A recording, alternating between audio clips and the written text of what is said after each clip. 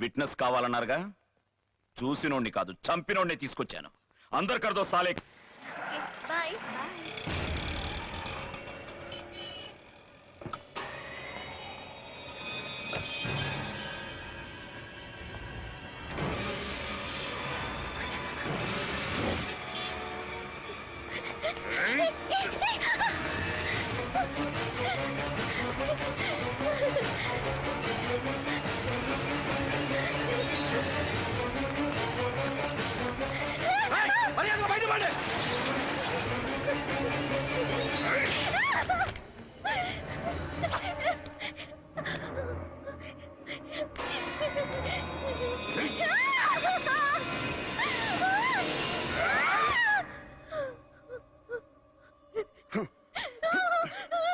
చంపుతాననుకున్నావా?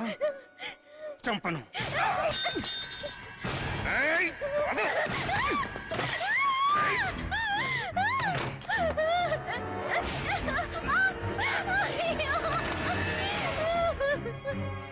Rape చేస్తాననుకున్నావా? చెయ్యను. కానీ పెద్ద పుడింగిలాగా సాక్ష్యం చెప్పడానికి రేపు కోర్టుకు బయలుదేరావనుకో, అవి రెండూ జరుగుతాయి. లోపల ఎంత జరుగుతుందిగా, బయట అంతమంది ఉన్నారు కదా, ఎవరైనా వచ్చి కాపాడారా? లేదు. రేపు కూడా అంతే, తెలిసిందా?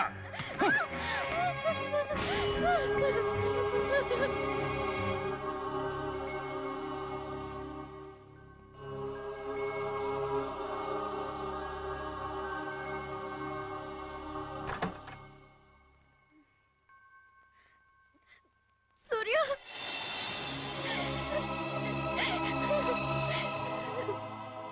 కూల్ డౌన్ ప్రియా, నేనున్నానుగా.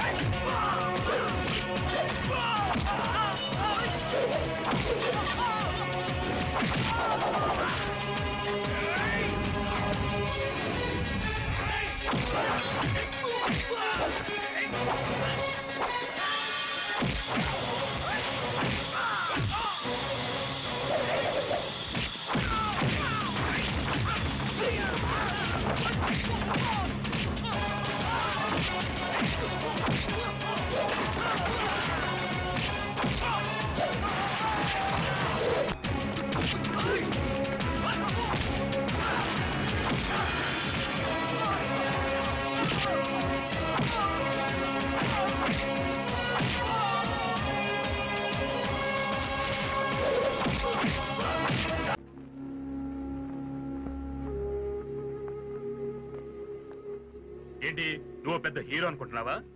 ఎవరిని పడితే వాడిని రోడ్ల మీద కొట్టేయడానికి? నువ్వు మిలిటరీ వాడు అయితే నీ హీరోజం వెళ్ళి వాటర్లో చూపించు. ఇక్కడ నువ్వు ఆఫ్టర్ ఆల్ ఒక సిటిజన్వి. లా అండ్ ఆర్డర్ ఏంటో తెలుసుకోవాలి. లైన్ ఆఫ్ కంట్రోల్ గురించి మాత్రం తెలిస్తే చాలదు.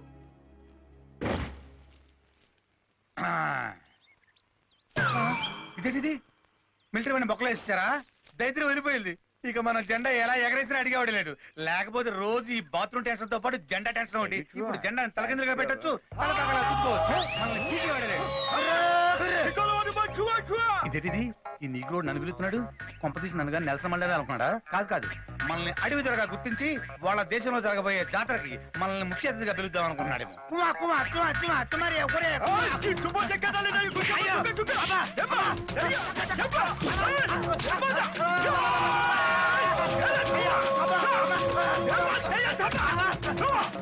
వెళ్ళిపోయాడు. కరెంటు స్తంభాన్ని తారు పూసినట్టు ఈడి పెరచలాంటి ఇలా కొట్టి చచ్చాడేంటి? నువ్వు నవ్వుతావేటయ్యా? మరి వాళ్ళ జాతీయ జెండాను అడ్డదిడ్డంగా దున్నపోతులన్నీ ఈ మీద వేసుకుని అవమానిస్తాను కొట్టడా? ఇంతకీ ఆ జెండా గుర్తు నా ఈపు మీద ఎలా అంటుకుంది? ఆ బెంచ్ మీద జెండా గుర్తు ఎందుకుంటూ చావాలి? అది తడిగా ఎందుకుంటూ చావాలి? నేను దాని మీద ఎందుకు కూర్చొని చావాలి? అది నాకే ఎందుకు అంటుకుని చావాలి? ఇది ఈడే ఎందుకు చూసి చావాలి? నన్ను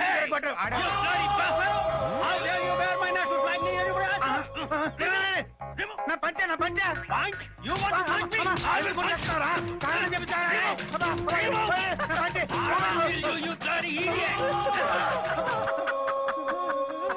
ఆ కర్రోడు కొట్టాడు, కారణం ఉంది. ఈడెందుకు కొట్టాడు? ఆ నల్లోడు జెండా నడ్డి మీద వేసుకున్నావు, ఈ తెల్లోడు జెండా ముడ్డి మీద వేసుకున్నావు. మరి కొట్టరేంటి?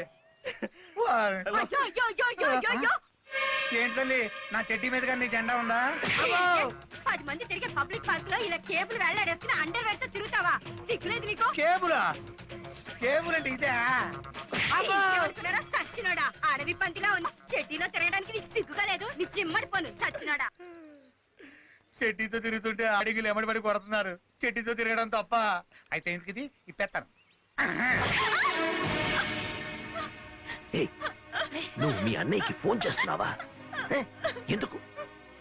వాడి పెళ్లి చెడగొట్టడానికా? అదేమిటండి, కన్న కొడుకు లేకుండా పెళ్ళేమిటి? నువ్వు నోర్మోయ్. నాకు ఈ పెళ్లి ఇష్టం లేదమ్మా. అలా అనకమ్మా.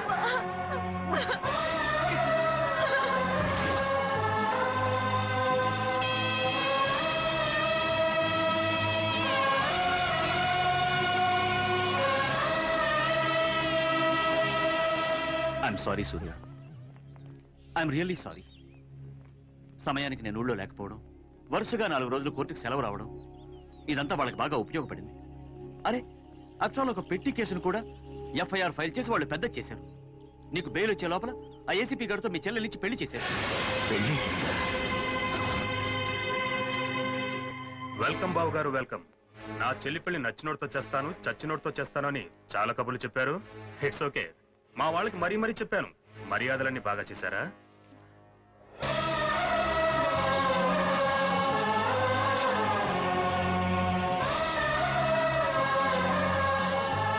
మీనా, మీ అన్నగారు వచ్చారు చూడు.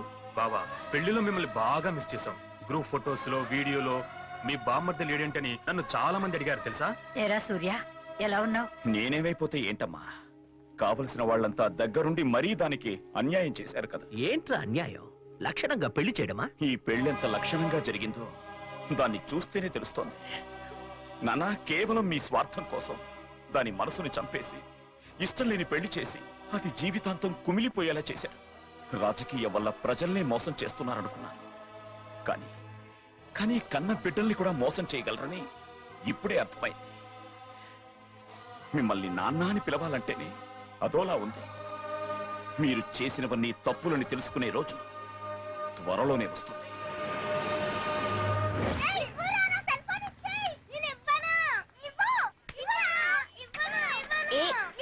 ఏంట్రా గొడవ?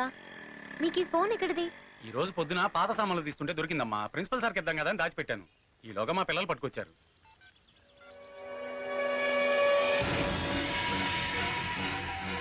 సార్, హంతకుడి సెల్ నుంచి last out going call Balagangadhar గారికే వెళ్ళింది.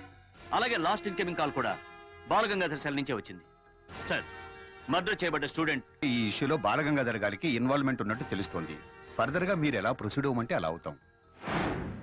సూర్య, ఇప్పుడు ఏం చేద్దాం? Is your father.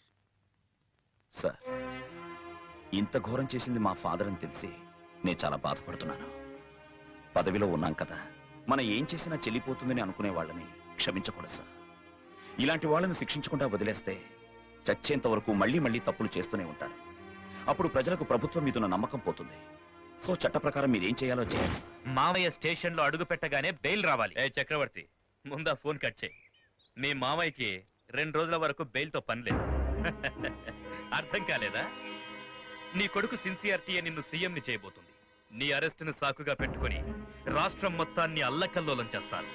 నీ మీద సింపతి పెరిగిపోతుంది. కారణం వాడేనని ఆ సీఎం ని దింపేస్తారు. అప్పుడు నువ్వు సీఎం అవుతావు. ఏం idea sir, super idea. Congrat sir, మీరే మా కాబోయే సీఎం.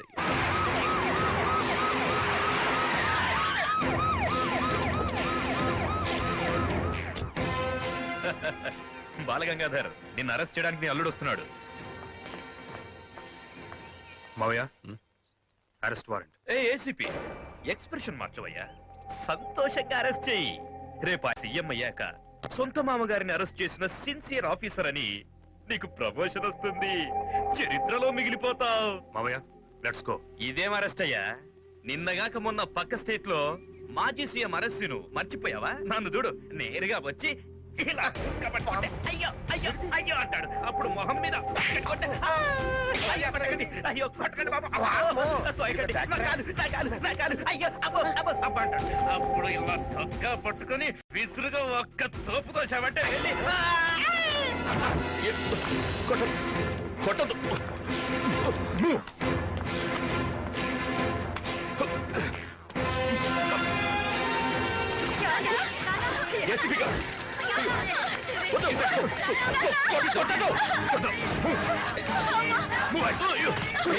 ఇది అన్యాయం. ఏ కోర్టు చెప్పింది మంత్రి గారిని ఇలా అరెస్ట్ చేయమని? సీఎం గారే స్వయంగా చెప్పారు. Constables, get it.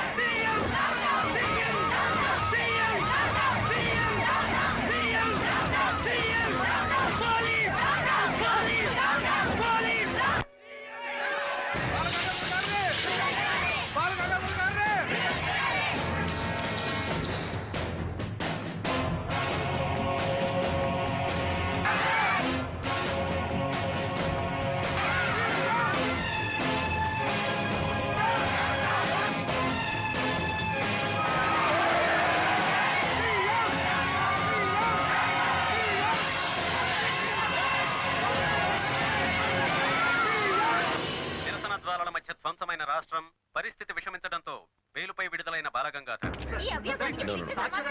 Please please, no questions. Hello, నేను హరిశ్చంద్ర ప్రసాద్ మాట్లాడుతున్నాను. ఒక నిమిషం మావయ్య.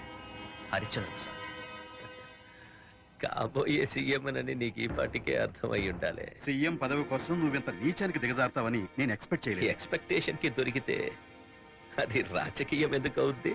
రాష్ట్రంలో రాజకీయ పరిస్థితులు మళ్లీ వేడెక్కుతున్నాయి. రాష్ట్ర ముఖ్యమంత్రి హరిశ్చంద్ర ప్రసాద్ ప్రభుత్వాన్ని డిజాల్వ్ చేస్తున్నట్టు ప్రకటించారు.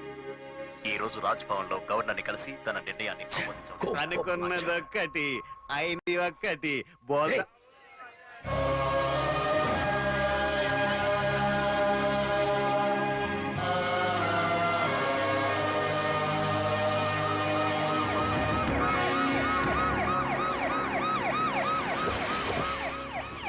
నమస్కారం సూర్య. చూడు సూర్య, రాష్ట్రం ఇలా తయారవడానికి, వీళ్ళెంతలా బాధపడటానికి కారణం మీ ఫాదర్. నన్ను సీఎంగా దింపి తన సీఎం అవ్వాలన్న ఒకే ఒక స్వార్థంతో ఇదంతా చేశాడు. దాని ప్రతిఫలం ఎంతో మంది అమాయకుల ఆస్తుల నష్టం, ప్రాణ నష్టం. అటువంటి వాడు పార్టీలో ఉండకూడదు. అతని పార్టీ నుంచి సస్పెండ్ చేయాలంటే 70 మంది ఎమ్మెల్యేల సపోర్ట్ అతనికి ఉంది. అందుకని వేరే దారి లేకుండా గవర్నమెంట్ డిజాల్వ్ చేయాల్సి వచ్చింది. అందుకే రేపు జరగబోయే రీఎలక్షన్స్ లో మీ ఫాదర్ సీట్ నీకు ఇచ్చి నిన్ను నిలబెట్టాలని నిర్ణయించుకున్నాను. నీ ఫాదర్ ఏంటో, అతను గెలిస్తే ఏం జరుగుతుందో నీకు బాగా తెలుసు. అందుకని ఆయన ఓడిపోవాలంటే నువ్వు నిలబడాలి. నిన్ను బలవంతం చేస్తాను అనుకో. బాగా ఆలోచించి ఓ మంచి నిర్ణయం తీసుకో. ఈవినింగ్ కలుద్దాం, ఓకే?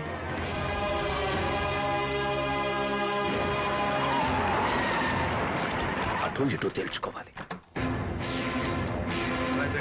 నమస్తే. నువ్వు చాలా తప్పు చేశావు. నన్ను కాదని నా కొడుకు సీట్ ఇస్తే గెలిచేస్తాడా? సిట్టింగ్ ఎమ్మెల్యే అడగకుండా డెసిషన్ ఎలా తీసుకుంటారు? ఊరుకోవయ్యా, పెద్ద మాట్లాడుతున్నావు. మమ్మల్ని అడిగే హైకమాండ్ ఎలా ఒప్పుకుంది? తర్వాత ప్రజలను దోచుకోవడానికి 5 ఏళ్ళు టైం ఉండగా 3 ఏళ్ళలో డిజాల్వ్ చేస్తే ఎలక్షన్ గాని తెచ్చిన అప్పులు ఎవరు తీరుస్తాడు? మళ్ళీ ఎలక్షన్ కి అప్పులు ఎవరు? మేము మాత్రం ఊరికే గెలిచామా? పోలీస్ స్టేషన్ కి కూతంత దూరంలో జనానికి లారీలు సారా దాపించాలా? మేము పోయించలేదు. ఈసారి ఆడవాళ్ళకి ఆలోచనలు పెరిగి వాళ్ళు కూడా అడిగేశారు. లక్షల సారా మేము పోయించాం.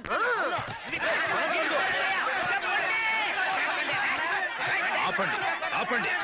నన్ను కాదని ఎలా గెలుస్తారో చూద్దాం. అలాగే చూసుకుందాం. ఏమిటి చూసుకునేది? అసలు మీరు గెలుస్తారా? జనం దృష్టిలో మీరు బఫూన్లు అయిపోయారు. ఈసారి ఓట్లు అడగడానికి వెళితే చెప్పులు తీసుకొడతారు.